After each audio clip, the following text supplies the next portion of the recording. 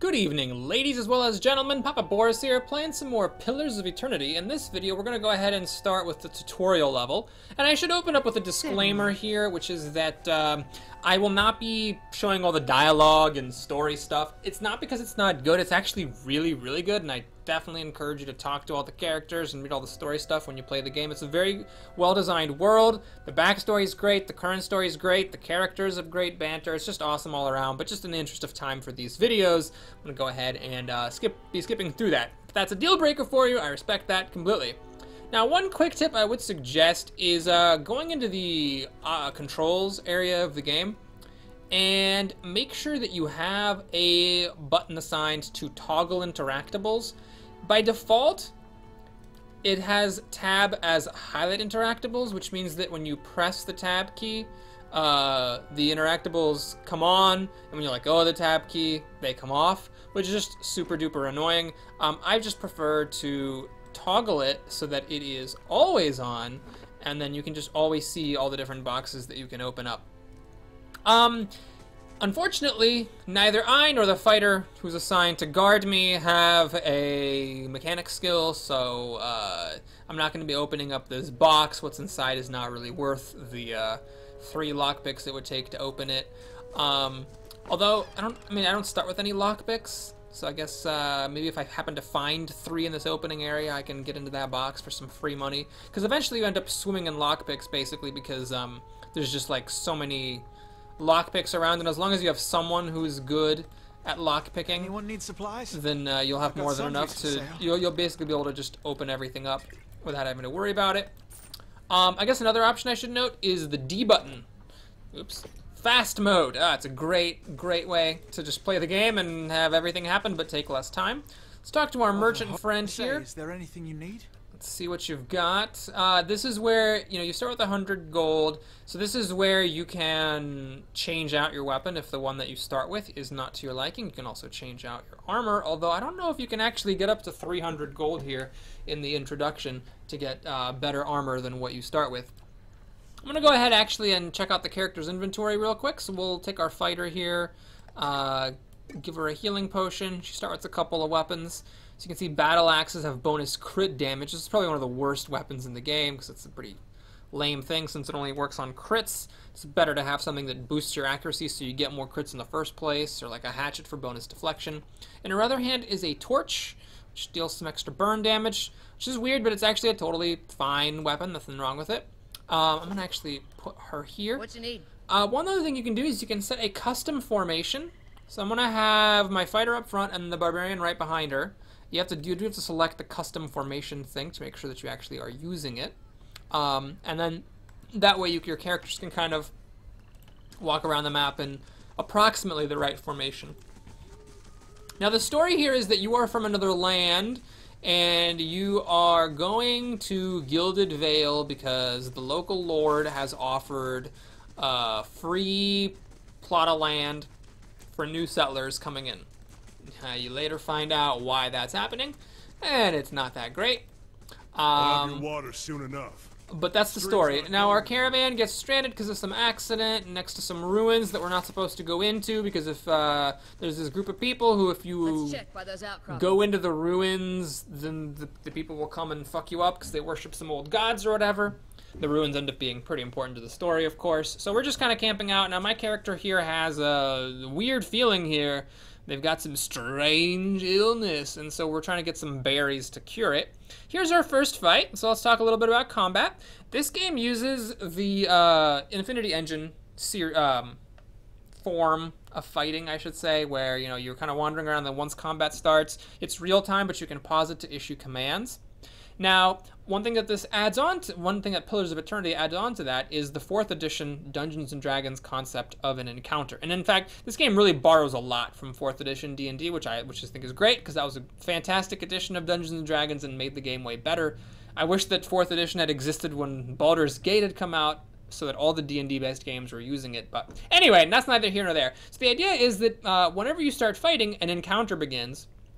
And that means that characters can have abilities that they use per encounter.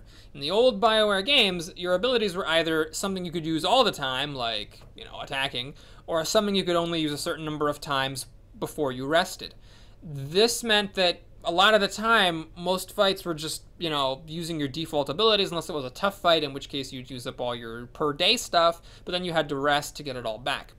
Well, this game, there are characters who have once per day abilities, or abilities limited in use a certain number of times per day, but most of the abilities are per encounter, which means you can be a lot more active.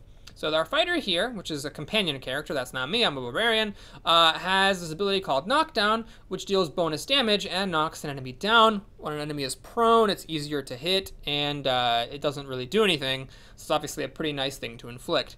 Now, one thing I found that made my enjoyment of the game tremendously higher is, I forget if it was a tip in a loading screen or if someone mentioned it in a forum, but if you hover over an ability and press a button on your keyboard, as long as that button isn't currently assigned to something, it becomes the hotkey for that ability. So that makes it way easier to use these abilities. You don't have to move your mouse over and click it every single time. You just press the Q button and there you go. So we'll go ahead and queue up our knockdown. For the barbarian, we're going to go ahead and queue up frenzy. This is the thing that boosts our attack speed and damage and a little bit of health, and we'll be using that every fight. So let's go ahead and fight this young wolf. There's 2 of them, notice. Very rarely is it that you only fight a single monster. So I'm going to go ahead and post my warrior up front while my barbarian starts to frenzy. I'm hoping both of these wolves will attack the warrior. So I'm going to go ahead, and I think this wolf is probably blocked off by coming in here. So I'm going to go ahead and try to knock the other wolf prone. Bam. And then now my barbarian is frenzied, so let's go ahead and attack this wolf that is prone and is easier to hit for the next 5 seconds. And hopefully some carnage damage will come in. Notice when you hover over something with a barbarian, a yellow ring emits around that wolf. So that is the area of carnage. So any monster in that area, you roll an attack against them, and then they will take 2/3 of the damage if the second attack roll hits. So you can see it's a pretty darn big area, which makes you quite effective against groups of enemies. I'm gonna go ahead and move my barbarian back, just in case this wolf gets any ideas and wants to start attacking it. And then I think at this point we can just auto-attack our way to victory. Very good. By the way, I'm not like super good at this game or anything. That was just a pretty easy fight. This is it. For the first little while in this game, the fights are all pretty simple. I really like this early dialogue here. This is pretty cool because what Kalisha says to you is different depending on that background that you chose. And so you get a choice of telling her, you know, what kind of a life you led and why it is that you came to this new land. So I'm going to go ahead and say that I get visions from time to time, because that's actually going to end up being pretty much true in this story. And then she asks you, why did you come here? And, oh, I've never been a mystic before, so that's pretty nifty. I'm going to say a vision sent me here that actually ends up fitting the story later on. And anyway, then she asks you why you're coming and whether you're going to, you know, take on the Lord's offer. All that is pretty much irrelevant because you end up, I mean, crazy shit ends up going down, and you obviously don't accept the local lord's offer of a plot of land and settle down to a quiet lifestyle, because there's a little more to do than that. That would not make for a very good game. Note, by the way, I'm running around. This is because neither of my characters has the mechanic skill, but once you get the mechanic skill, I do recommend always going into stealth mode. This way, not only can you sneak up on enemies a little bit, but you will actually find hidden objects. That is, I find, I've kind of mixed feelings about it.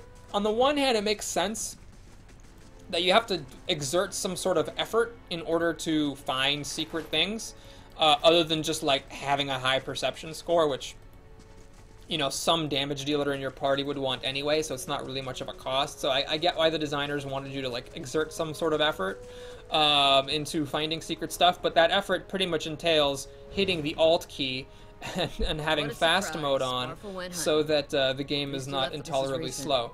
But yeah, if you have fast mode on and are scouting, you walk just about as fast as characters do in normal mode when they're not scouting. So I really like fast mode. Again, I don't remember where I learned about it. It's the D key to turn on fast mode.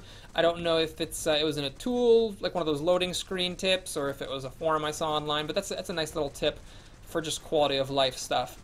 Anyway, so we have this thing. We're just going to start an event, which I think is a nifty little addition to the game. So sometimes in these events, you get to make choices. In that particular one, nothing happens. It just moves the game along. And we have an interesting opening fight here. We are actually ambushed. Yeah, now it's not a whole hell of a lot of an ambush. It is a lot harder, by the way, if you're playing on Path of the Damned, the hardest difficulty level. There's more monsters here.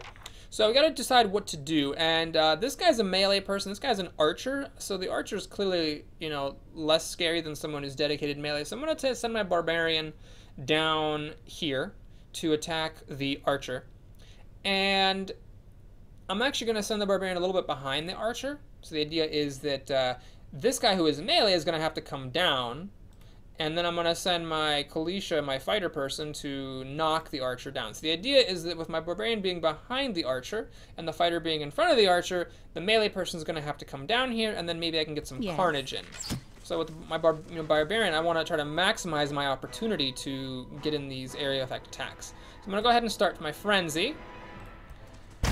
While Kalisha knocks that person down. Fantastic. We'll go ahead and just beat up this archer. That should be the easier person to kill. And you can press the shift key to queue things up. So I'm going to press the shift key and queue an attack against the archer so that way, as soon as my frenzy animation finishes, I will get to attack it. Alright, down goes the weasel. So now we're going to go ahead and knock down the other hunter. Perhaps. It does need to hit, of course, in order for it to work. Alright, that seems to have worked. And we're good to go. Come on, we have to get back to camp. We have to get back to camp. Alright, nothing I really want here.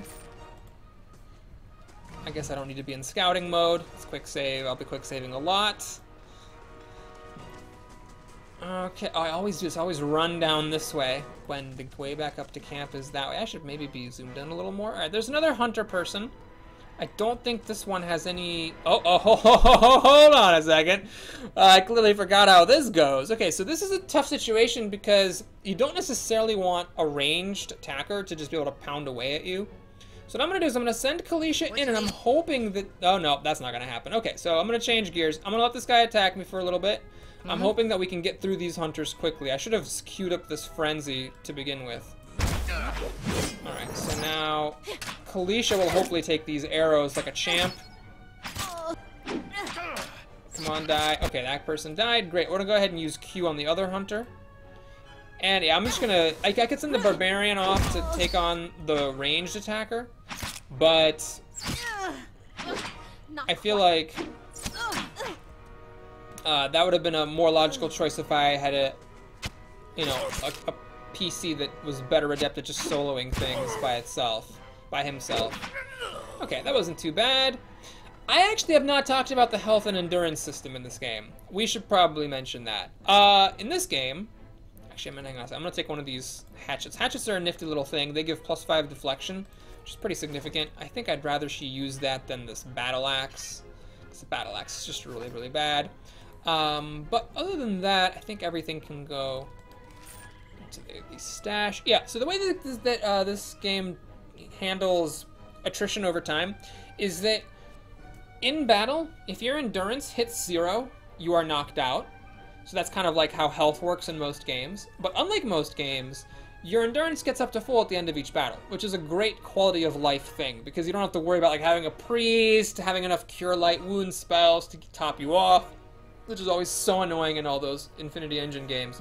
So here it just automatically goes up to full. But in order to still present an attrition element, you have a larger pool of health, which when that runs out, you die. So when you take damage, it affects both your endurance and your health, and as long as you don't take too much damage over the course of things, you never really have to worry about your health. It just automatically pops back up to max, and you're done. But if you end up, having too many battles, getting knocked out too many times or any of that stuff, and your health gets down really, really low, that does become a significant problem, because there's just about no way to replenish your health. So then you have to rest and get your health back. Yeah, let's go ahead and run in here. And we have our first little dialogue situation. And one thing I like about this is that this sort of teaches you that just because something is a special option does not mean it is a good option. Like, for example, some of these things here, you can say, and they'll cause this Hyoden merchant person to get injured and that'll make the next section of the game more challenging. Whereas certain other options let you deal with the situation without having your rogue get injured. Like this one, using intellect, allows the rogue to get off scot-free. Now here we have 4 enemies, which is tough. The rogue is, you know, not necessarily that good of a tank. You can see, by the way, his health is super low. He's only got 144. And whereas my barbarian has 202 total health. His endurance is 36, which is a bit higher than mine, but notice his constitution is 10, whereas mine is 4. So even with 6 more constitution, his health, or his endurance, is still the same as mine, and he has way less health. So that just shows the importance of default class values. What I'm going to do here with my barbarian is go ahead and there we go. I'm going to go ahead and turn on my frenzy. And then the rogue, I am gonna just send him back. I'm not gonna worry about trying to tank him or anything. I want to get back, form kind of a front line here, get them all clustered up. Okay, so Kalisha, go ahead and attack that guy. Rogues are a strong class. They're very squishy, but they do a lot of bonus damage against enemies that have some kind of disabling condition, like prone, hobbled, blinded, pretty much anything causes them to deal that extra damage out. I'm going to go ahead and target this guy with my barbarian, because that pretty much puts everyone into carnage, while the rogue and Kalisha hopefully take down this person at the front line. So she'll knock him prone, which means the rogue will start doing sneak attack damage. And now the battlefield has shifted. I think I actually want to target this person with my barbarian. Notice how having a reach weapon makes it a lot easier for me to target the people that I want to target. Okay, 1 person down. Now we have a bit of an awkward situation here because the rogues faced off against 2 of them, whereas the fighter and the barbarian are focused on 1. So what I'm gonna have to do is have Kalisha just like attack this hunter, while the barbarian. Okay. So when you see like a little red dot under your cursor, that means that you're gonna take some damage from walking away from the battle. That means Kalisha should be able to actually move off. Notice she doesn't have a red dot. That's because this hunter is engaging the barbarian, but not the warrior. Okay, so the barbarian, I think, is in less trouble than the rogue. So what I'm going to do is I'm going to have her move here and knock down that huntress. And then I'm going to have the rogue attack the huntress to take advantage of her prone position. There we go. Okay. Unfortunately, my barbarian is not carnaging anybody at the moment. So I could take a disengage hit, but this is an early fight. It shouldn't be that significant to be super optimal about things. So while this person is prone for the next couple of seconds, the rogue and Kalisha will deal some damage. Okay, he's prone for 3 more seconds. Okay, barely made it. Alright, so now Kalisha has used up both of her prone abilities, so the rogue here will use this blinding strike. So once per encounter you can blind something. The main thing about being blind is not only does it dramatically reduce an enemy's defenses and offensive capabilities, but it turns on the rogue's sneak attacks. So he's blinded for quite a while. I guess Hyoden must be a pretty smart rogue. Oh, no, only 11. Okay, so it's got a pretty high default duration, 11 seconds. That should give him plenty of time to murderate that person. And now there's just 1 person left, and we can finish him off. So yeah, even with minimum resolve, like with my deflection completely maxed all the way down, and my constitution, you know, all the way down, my barbarian was able to do just fine. Okay, so this right here is a bivouac. This is like a wind. It's not just a wind, it actually is a wind that will literally destroy your soul. So you want to get inside before it strikes. And that's what our characters are doing. We have a nice little scripted event here. If you don't have 15 dexterity, you can throw your weapon at the attacker. The problem is then that Hyoden ends up being injured. But if you have the dexterity, throwing the rock lets you have your cake and eat it, where you get to, and in this case, having your cake means keeping your weapon, and eating it means your rogue friend doesn't get hurt. What's that? Okay, so let's move on here. I'm gonna check my formation. So the rogue, I'm gonna keep the rogue a little bit further back, simply because I want the battle to start and for the positions to establish themselves before the rogue comes in.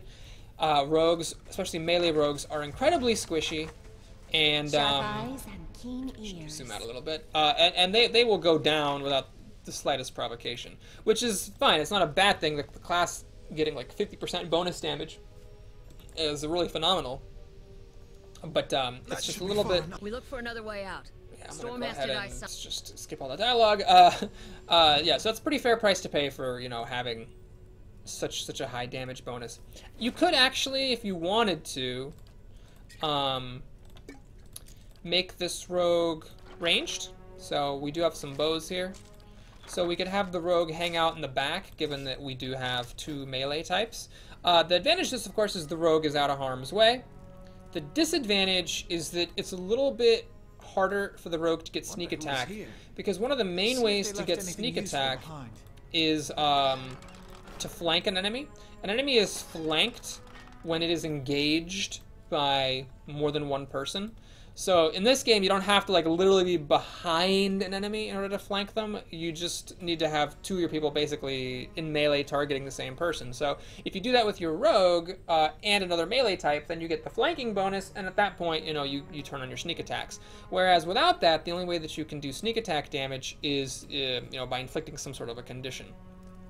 Anyway, I think for convenience's sake, we're gonna have the rogue just be in the background.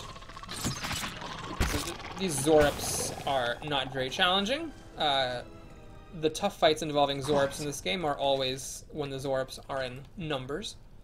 By the way, if you don't notice, we have a stash which can hold an unlimited amount of things, and I just frickin' love that to no end. Thank you, Obsidian, for doing that, because it's just so damn annoying having to manage inventory in these games. Now, you could argue that that kind of messes things up a little bit, because by having infinite inventory space, you can pick up all the gear from enemies that fall and then make tons and tons of money. And it's true, you do end up rolling in money in this game.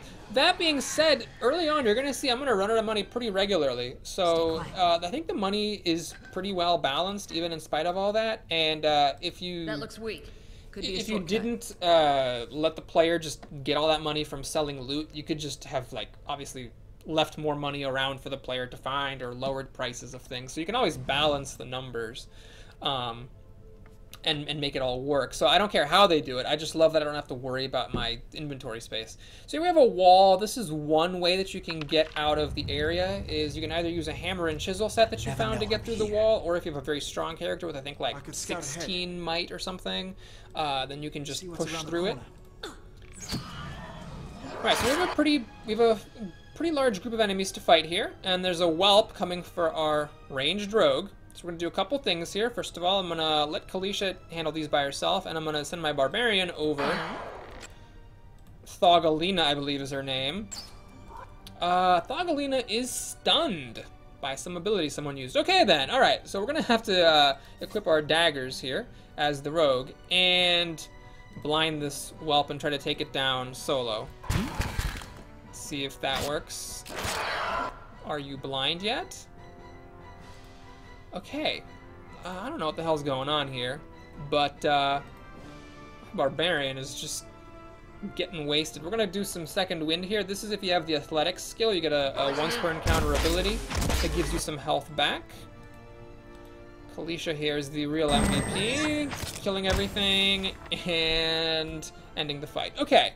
So yeah, this game you have to be a little bit careful. Sometimes if the enemies get the wrong kind of drop on you, you can end up in trouble. So you'll notice I have fast mode on.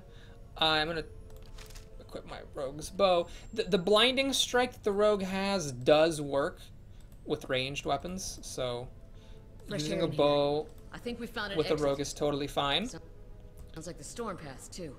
Okay, so we already got some spiderlings. Later in the game, of course, you fight some actual spiders.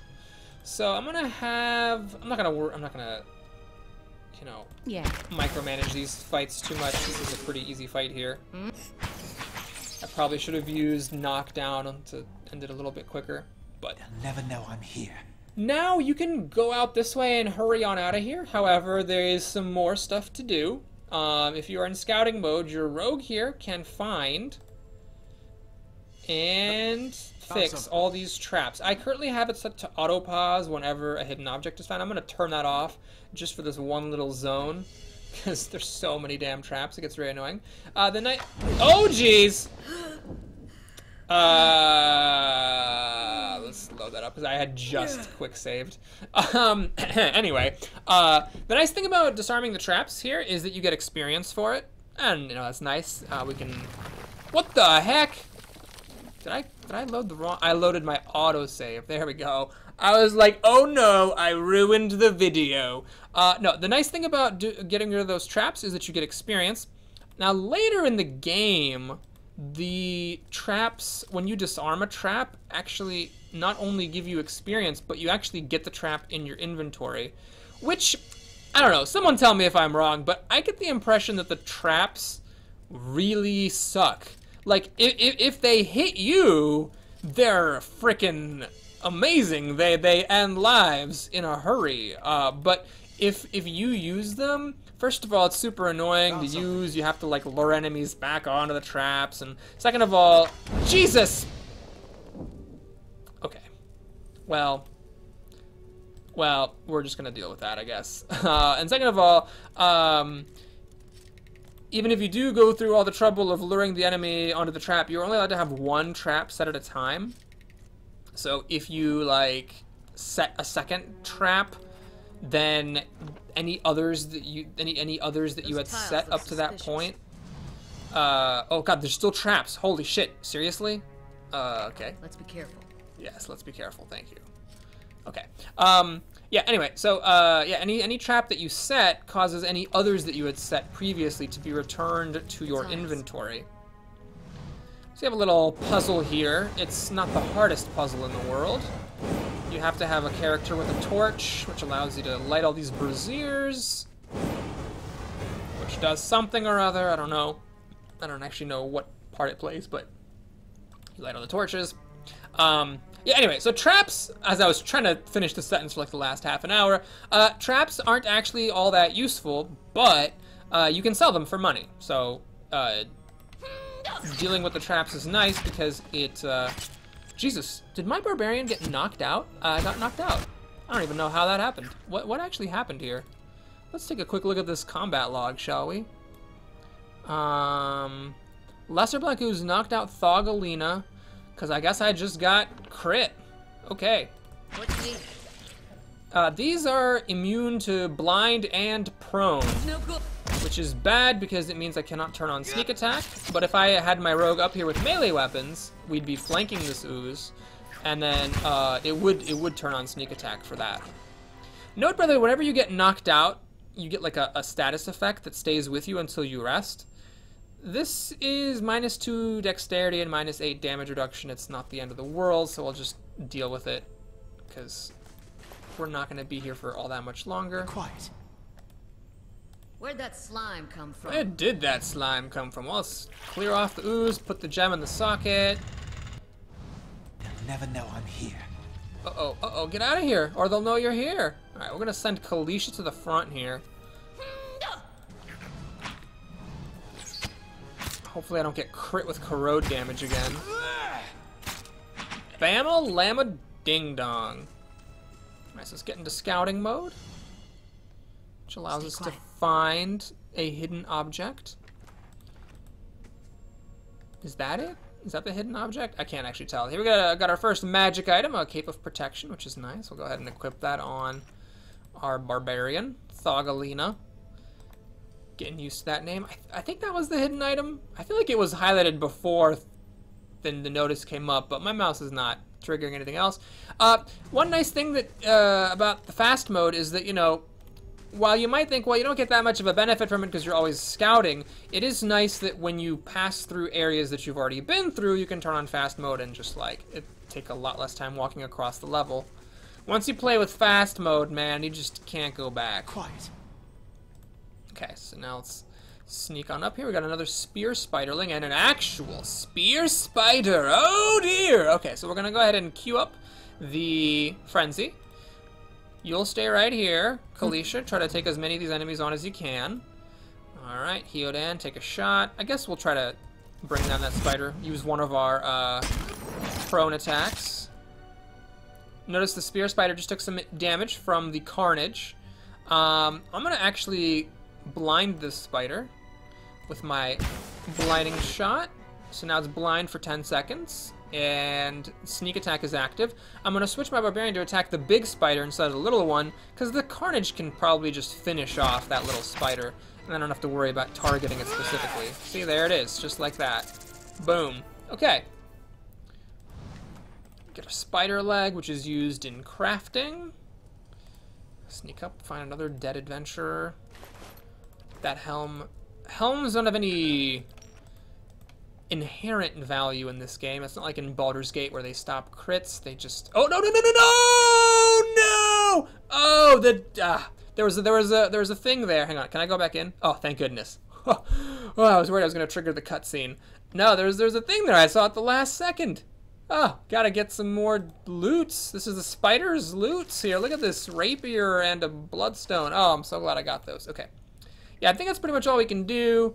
Now, this part of the game, I understand it is what it is, but tell me if this doesn't annoy you a little bit. All right, so we walk out here. We walk, like, what is that, like 2 feet? 2 feet. And then we see this long ceremony, which is unskippable. Well, you can skip through all the text, although I recommend reading it because it's kind of interesting and it ends up making a lot more sense later. So we see these guys standing at the old machine, and then this happens. Ugh. I don't think these guys should have signed up for this, because that looks painful. And then another one of those biowac things happens. Okay, so you see a vision, blah, blah, blah, and you wake up. Dramatic camera pan up, and your companions are dead, yeah! But it's like, couldn't you guys have run back right there? The button to get back in is right there. Like, I don't even have to move screens over to do it. So I understand, you know, that by killing those companions, Obsidian had some flexibility for companions that you meet later on. But man, I liked Kalisha. She was cool, and it's sad that she died. But it's not, like, I'm fine with her dying. The real problem is that she died so stupidly. Like, when the other biowac happened, we had some warning. We were able to, like, run up and have, like, a cutscene and everything. Oh, no, no, no, hang on. There's another plant I can harvest. Oh, yes. Oh, give me some of that springberry, girl. Oh, yes. But here, like, all he had to do was run back, like, half a foot, and, you know, then they would have been fine. Or if we'd, like, been 2 seconds later coming out, we would have been totally fine. Anyway, this part of the game is very reminiscent of Baldur's Gate, actually. Still one of my favorite gaming memories. Where in Baldur's Gate, very early in the game, your mentor dies, spoiler alert, and then you're, like, all alone. And it's kind of weird because it's like, holy shit, I have no idea what's going on, and I'm all alone on this big map, and, like, you find a bear, and the bear just kills you. So I like that here. You're kind of all alone. You're trying to get to Gilded Vale. You're not necessarily strong enough to, you know, fight anything. I'm gonna go ahead and pause here because we gotta start. This is like a new chapter of the game. Let's go ahead and start that with a new video. So we'll do that when we come back. Thanks for watching, everybody. Hope you enjoyed it. Please like and/or subscribe, and I'll see you again soon.